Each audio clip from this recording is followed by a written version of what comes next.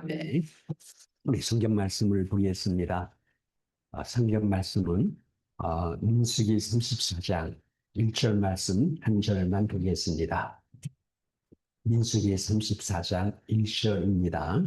우리 같이 함께 봉독합니다. 너는 이스라엘 자손들에게 명령하여 그들에게 이르라. 너희가 가나안 땅에 들어가는 때에 그 땅은 너희의 기업이 되리니 곧 가나안 사람 지경이라. 아멘. 우리 하나님을 갖다가 어, 먼저 우리 함께 인사하도록 할게. 하나님 우리의 기도를 응답하십니다. 한번 인사하겠습니다. 네. 네, 우리 천영 종사님께서 아주 며칠간 이렇게 섬기는 교회 가족들과 함께 수련회 갔다 왔는데 오늘 건강하게 이렇게 새벽에 비어서 너무나 감사합니다. 한번 힘차게 한번 박수 드리겠습니다. 우리 천신의 권사님도 아주 예쁘게 와서 앉아 계시는데 너무나 감사합니다. 예. 여러분 그 우리는 하나님을 갖다가 자꾸 이 상대적 관계 속에 놓으세요. 그래서는 하나님을 갖다가 문제는 많이 삼아 구약 역사를 보면서도 하나님은 왜 이렇게 참 사람을 많이 죽이느냐, 왜 가나안 땅의 백성들을 이렇게 많이 죽이느냐, 특히 어린 노아까지도 소아까지도 다 이렇게 죽게 만드느냐, 그 일방적으로 이스라엘 백성들이 거기 가서 그 땅을 차지하게 만들었느냐. 우리 아브라함이 약속이 있지만은 400년 전에 약속을 줬다가 지금 땅의 주인을 하는 거 쫓아내고 자기들이 그 땅을 차지하다니 이건 하나님도 말도 안 돼. 이러면서 하나님을 자꾸 이렇게 상대적 관계 속에 놓고서는 하나님을 문제 삼아요. 특별히 이 성경을 보는 분들, 성도님들, 또 성경을 갖다가 삐딱하게 보는 성경 해석자들이 그런 쪽을 건드려가지고 하나님 절대적인 것을 갖다가 휘순하고 자꾸 반론을 지게 하고 믿음의 부정을 주고 성도님들의 믿음을 갖다가 불구자로 만드는 성향이 많이 있어요. 근데 저는 오늘 말씀을 갖다가 참 읽으며 묵상하면서요. 오늘 이 말씀을 갖다가 그대로다가 그대로 이걸 받아들이시는 성도님들은 복이 있겠다 생각 들어요. 저는 참 이런 말씀을 어떻게 하나님 내게 주었나 할 때마다 너무 좋아요. 이걸 읽는 우리 새벽에 온 성도님들도 아주 행복한 자고 복이 있는 줄 믿습니다. 우리 중방에 있는 성도님들도 진짜 복일 거예요. 이거 그냥 성경의 한 그냥 지식이구나 치부하지 마시고 하나님 이런 쪽에서 일을 이렇게 하시는구나 하고 이걸 받아들일 수 있다고 하면은 진짜 저는 새벽에 경건도토 이거 그냥 싸우를 보지 말라고 하고 싶어요. 진짜 저는 좋아요. 제가 이런 설교를 갖다가 들은 적이 별로 많이 없어요. 진짜 좋아요. 그러니까 여기는 그저 우리가 딱딱한 성경 말씀을 많이 소개시키는 건데 이 말씀을 여러분 많이 묵상하시고 이걸 암송하시고 내 것으로 삼아 주셔도 결코 이것이 헛된 수고가 되지 않을 겁니다. 굉장히 가치가 있어요. 그 여러분이 높이 평가하세요. 매일마다 이렇게 하니까는 그저 그냥 사고에 어쩌면은 늘 그런 말씀이 좀 그렇게 치부할 수 있는데 진짜 여러분들이 이런 말씀을 잘 받아가지고 잘 정립할 수 있다면은 굉장히 큰 경건의 유익이 되시고 주의 승리를 볼 수 있는 눈도 안목이 열릴 줄 믿습니다. 오늘 본문 보게 되면은 연대와 거주에 대한 경계를 인정해 주었다는 것. 한번 읽어보겠습니다. 인류의 모든 족속을 한 혈통으로 만드사 온 땅에 살게 하시고 그들의 연대를 정하시며 거주의 경계를 인정하셨으니 놀라운 말씀, 연대를 정했다. 교주의 관계의 한정을 정했다라고 말하겠습니다. 연대를 정했다는 건 시간의 길입니다. 연대를 정했다는 것은 여러분 생명의 수완입니다. 시간의 길이를 정해 주었다는 거예요. 그리고 나서 여기에 제국도 인간도 모든 짐승들의 수명의 길이 연대를 정해 주었다는 것. 그리고 거주의 관계를 지어서 이 경계는 경계선을 얘기하는 것, 거주의 국경선을 지어 주었다는 것, 이게 공간의 한계입니다. 그 이상 넘어가지 않도록 만들어 주었다는 거예요. 모든 나라들, 제국들도 더 이상, 여기는 더 이상 안 돼 하는 한계를 정해 주었다는 것. 이뿐 아니라, 민족뿐 아니라 개인도, 짐승들조차도 거주의 한계를 정해 주었다는 것. 그 이상 가지 않도록 그렇게 한계를 지어서서 거기서 세게 만들어 주었다는 것. 여기에 대해서 몇 가지를 말씀드립니다. 땅과 바다의 한계를 정해 주었다. 한번 읽어볼까요? 바다의 한계를 정하여 물의 명령을 거스르지 못하게 하시며 내가 모래를 두어 바다의 한계를 삼되 그것으로 영원한 한계를 삼고 지나치지 못하게 하였으므로 파도가 거세나 그것을 이기지 못하며 뛰노나 그것을 넘지 못하느니라. 저는 얼마 전에도 제가 바닷가를 갔다 왔습니다마는 참 바다 가면 참 바닷물이 거세요.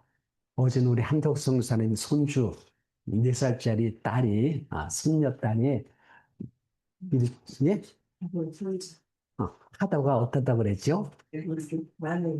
하다가 이렇게 왜 이렇게 많냐고 얘기를 하자. 참 파도 소리를 들어보셨죠? 어느 때 웅장해요. 두렵고 위압에 떨려요. 근데 이 파도 소리가 엄청나게 오지만은 그 이상 넘어오지를 못해. 정확하게 거기까지 왔다가 돌아가 버려. 이게 뭐냐? 하나님께서 한계를 정해 주었다는 거예요. 모든 질서가 그렇게 정해 주었다는 겁니다.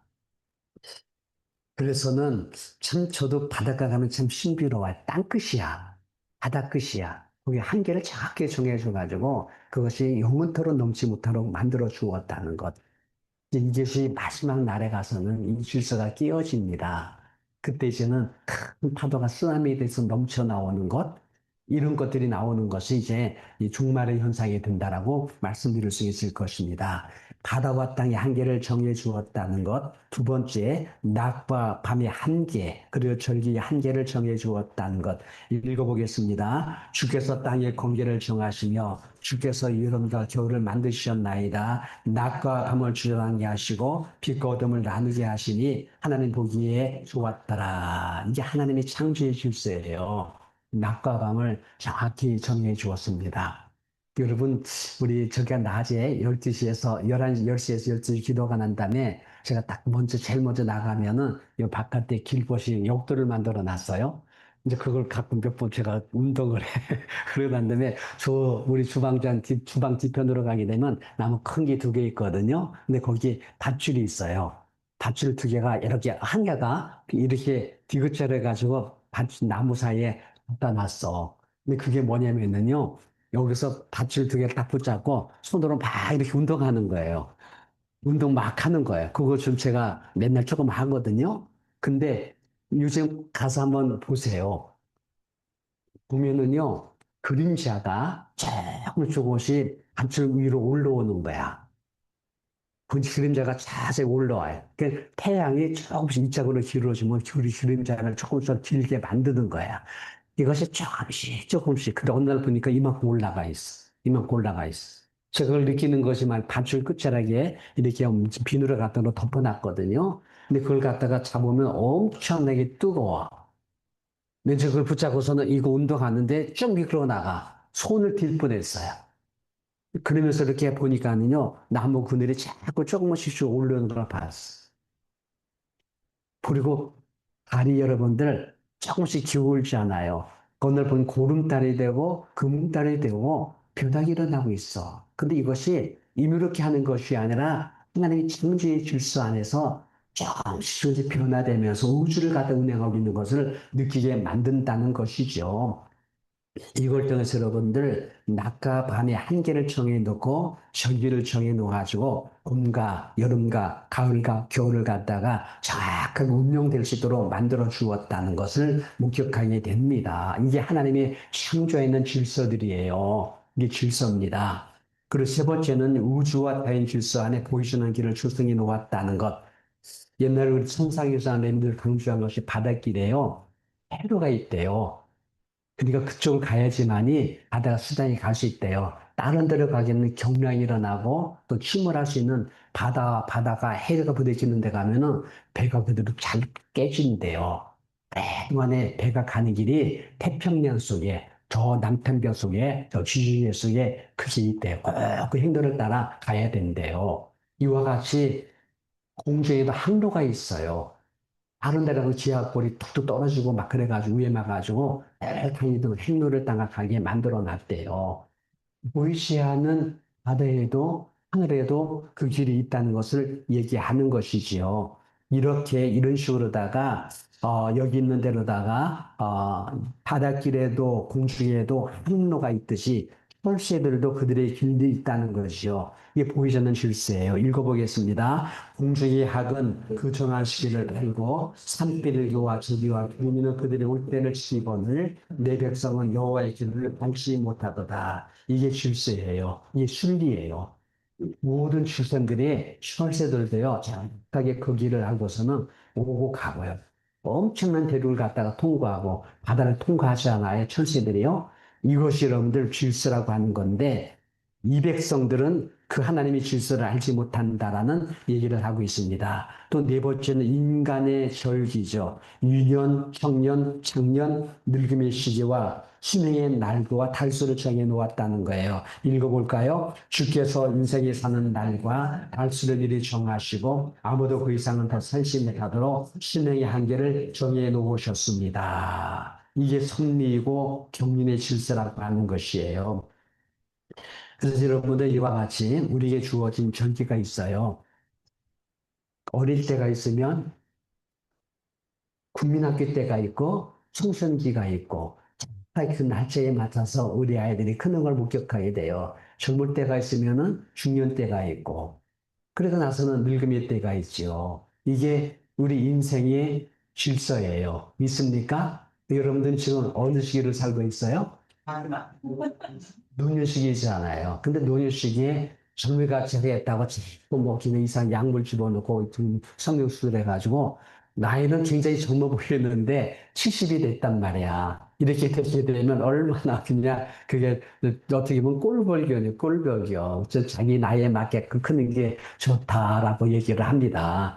어쨌든 이게 여러분들 순리예요. 내 나이에 맞게끔 먹과 교양료와 그런 아름다운 모습을 간직하는 것이 이게 참 멋있는 건 줄 믿기를 바랍니다. 그게 멋있는 거예요. 그 나이의 또래만큼 우리가 그렇게 아름다운 모습을 간직하는 거, 그게 참 멋있지요. 그 중년의 준수함이 있어요. 노후의 고귀함이 있어요. 이런 걸 가는 거지요. 이게 질서라고 말씀을 하고 있는 것이지요. 이것이 섭리고 하나님 경륜 질서이다. 다섯 번째, 5번입니다. 가나안 지역과 지파들에게 경계를 정하여 주신 것은 하나님의 절대 섭리 속에 있는 모형을 보여준 거예요. 여러분 여기에 한번 읽어볼까요? 너희가 가나안 땅에 들어가는 때에 그 땅은 너희의 기업이 되리니 곧 그 가나안 사방 주명이라 남쪽 경계의 한계, 서쪽 경계의 한계, 북쪽 경계의 한계, 동쪽 경계의 한계를 정확하게 정하여 주었습니다. 그리고 지역들마다 지렛 보아서 각 지파별로 거기 배치하도록 그렇게 해주었어요. 참 멋있죠? 하나 질서가 있어요. 그러면 그 땅에 사는 사람들 어쩌려고? 거기 있는 사람들은 어떻게 되는 거야? 쓸어버린다고 우리가 그렇게 말하기는 너무 그 땅에 어린아이도 있지 않아요. 근데 이걸 갖다 우리는 섭리상한으로 봐야 돼. 이걸 해석해 줘야 돼요. 근데 이렇게 하지 못하면 하나님들이 정말로 이건 일방적이다. 하나님 구이 하나님께서 어찌 그럴 수 있느냐 하면서 하나님 자꾸 반론하고 대적하는 논리를 갖게 되는 거 이게 풀어주지 않으면은요 많은 사람들이 믿으면서도요 항상 하나님에 대해서 부정적인 성향을 갖고 있게 된다 이렇게 말씀을 드릴 수 있을 것입니다. 그럼 여기서 배워야 될 영적 교훈 몇 가지를 참 저는 이걸 하면서 참 교훈될 게 너무나 많아요. 근데 몇 가지만 요약해서 정리해서 여기서 소개해 드립니다. 첫째는요, 땅의 소유권. 오직 누구예요? 하나님이에요. 대역자도 누구예요? 하나님. 대여자는 하나님이세요. 땅의 소유와 대여자는 하나님이고 지금 이스라엘은 뭐예요? 세입자예요. 세입자로다가 거기를 렌트 준 겁니다. 하나님 땅은 너희 것이 아니라고 했어요. 렌트 줬다. 거기서 너희들 잘 살아라. 이걸 얘기한 거예요. 그리고 두 번째는요, 땅의 분배를 공정하게 하신 것이 하나님이십니다. 제비 뽑는 것, 이건 인간의 야능이나 정치적 영역이나 똑똑한 사람들이 자기가 좋은 데를 찾는 방법을 원천적으로 찾아낸 것이에요. 하나님께서 시파수가 낮은 시파대로다가 땅의 한계를 정해주고 그 대신에 좋은 땅, 나쁜 땅을 갖다가 즐겨 뽑아서 정하도록 해준 거예요. 그래서 하나님께서 이렇게 해서 그렇게 그 땅을 원천적으로다가 똑똑한 사람, 야망, 정치에 영향 있는 사람들이 그걸 차단하는 방법이 거기 있었던 것이에요. 근데 인간이 이걸 다 망쳐버렸지요. 인간이 다 망쳤어. 인간의 사회적 제도와 구조들과 또 정치적 것과 옛날의 제국주의 세력들이 하나님의 시설을 다 파괴해버렸어. 그중에 대표적인 것은 군주론 있지 않아요? 군주론을 갖다가 얘기하고 있는데 군주론이 별것 아니세요. 땅의 백성을 안정되게 평화롭게 하려고 그러면 군주가 힘이 세야 된대. 힘이 세야 된대. 그 힘이 센 군주를 통해서 땅을 질서를 잡아야 된대. 근데 집을 잡으려고 한다면 군주가 권위가 있어야 된대.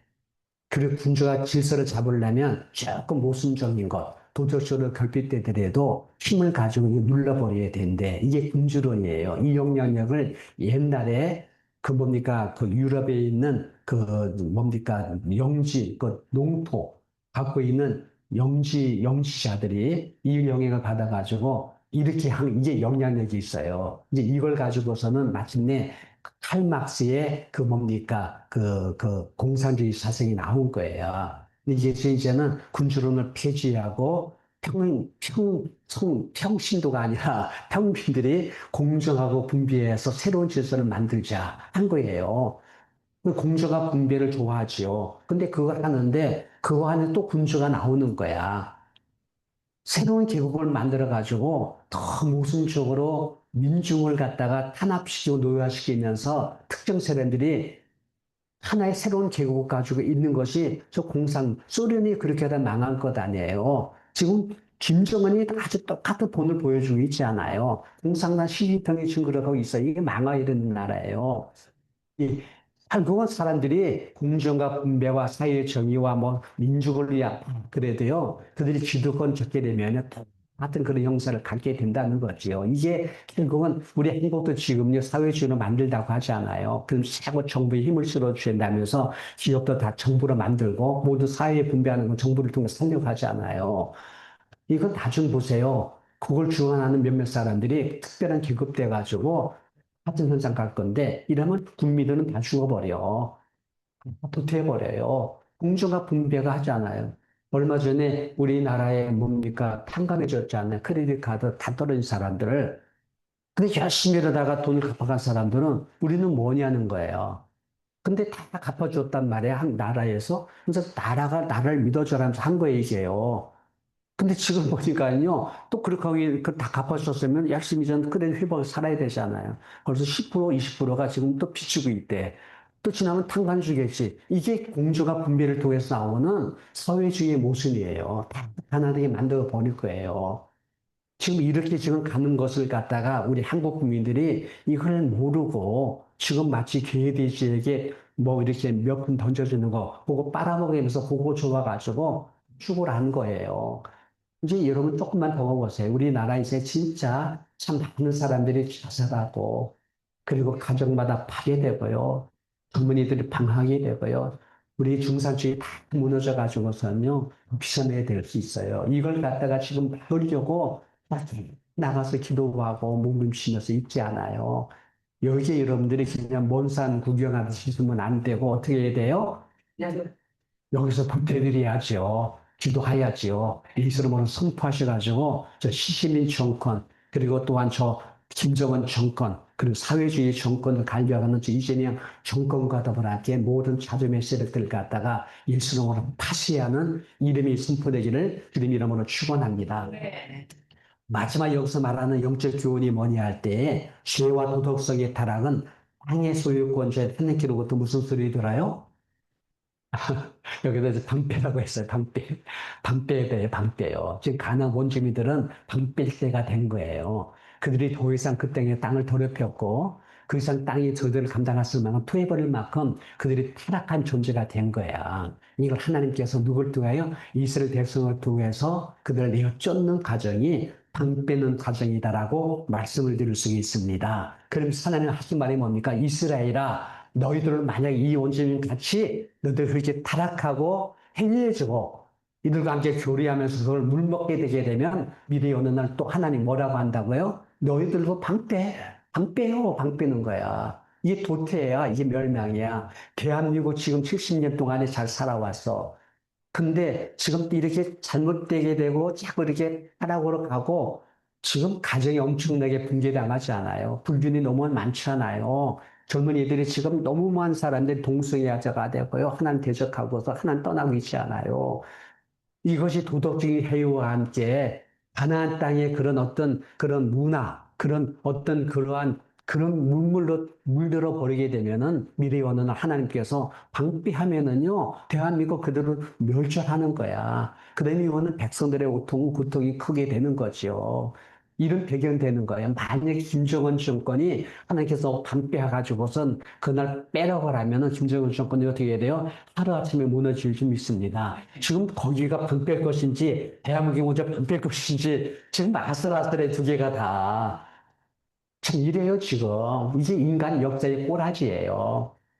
이런 속에서 더 독적으로 더 주 앞에서 경계하고 주님을 사모하며 기도하며 주의 뜻을 이루어나가려는 몸부림치는 사람이 있다 없다? 그들이 누구다? 우리다. 할렐루야. 할렐루야. 그럼 하나님께서 우리에게 어떻게 돼요? 땅을 기업으로 준다고 합니다. 이 복이 오는 거예요, 여러분들. 이게 진짜라니까요. 그러니까 아무것도 염려하지 말고 하나님 질서를 따라가는 우리가 되시기를 주님 이름으로 축원합니다. 땅에 기업 주는 거예요. 이런 역사가 일어난다. 근데 이런 방패는 도태가 되고 멸절하는 것이고 이제 이게 마지막 계시록 사건에 들어오게 되면 온 인류를 향한 보편적인 현상이 될 거예요. 그 분배라고 하면서 지진 나고 지혜 나고요. 전쟁 터지고요. 사회가 난리나. 이게 다 방패라는 소리예요. 방패라는 거. 결국 끝내가서 이 땅이 좀 더 이상 도태하고 멸절시킬 만큼 그런 상황이 안 될 때는 어떻게 해야 돼요? 이제 우리만 싹 빼가는 거야. 근데 너희들은 그 땅을 멸망해. 근데 이제 예수의 사람들은 그때는 다 빼가지고 들어가요. 새로운 질서로 가겠다는 거죠. 하나님 절대심이요 만만치 않아요. 주의 경륜이요 가벼운 것 아니세요. 마지막 날 보세요. 더 이상 이 땅을 더 이상 하나님 기대할 수 없고 소망할 수 없을 때 땅도 토해낼 때 되질 때는 많이는 몇 사람 하나님 사람들을 갖다가 데려가는 거예요. 돈 뺏는 것보다도 이 집을 내가 이제 다 끝내버리겠다 하고 새 나라 질서를 갖다 데려갈 때까지 이 땅을 지켜낼 수 있는 우리 되셔가지고 주님께서는 부르실 때에 주의 뭡니까 성령의 바람 타고 올라가는 우리 되시기를 주님 이름으로 축원합니다. 기도하겠습니다. 우리 아버지 하나님 감사합니다. 이 말씀 우리 가운데 살아나게 하시고 주의 긍휼을 보는 자가 되게 하셔서 우리 더 이상 불평으로만 가지 말고 내 주어진 지역의 한계에서 우리 연대의 한 주 안에서 정말 저희들은 주 예수 안에서 기뻐하고 감사하며 신심으로 주 앞에 살아간 우리가 되어지도록 역사하여 주시오. 참 온유한 자가 되면 땅이 기업받는다고 했었는데 우리 주 앞에서 신실한 주의 성으로 여진의 삶을 살아가게 하심으로 우리와 다음 세대에 사는 자녀수들에게 축복이 되고 그들이 땅에서 놀란 복을 받으시는 흐름을 따라갈 수 있도록 역사하여 주시옵소서. 사드리며 예수님 이름으로 기도합나이다. 아멘. 하늘에 계신 우리 아버지여 이름이 고백임을 받으시오며 나라의 마시며 뜻이 하늘의 것 같이 땅에서 이루어지다. 오늘날 우리에게 필요한 양식을 주옵시고 우리가 우리에게 주신 자를 사해 줄 것 같이 우리 죄를 사하여 주옵시고 우리를 시험에 들지 말게 하옵시며 다만 악에서 구하옵소서. 내게 나라와 근세와 영광이 아버지께 영원히 싸움나이다. 아멘. 아멘. 우리 하나님께 영광이 와서 들려드리겠습니다.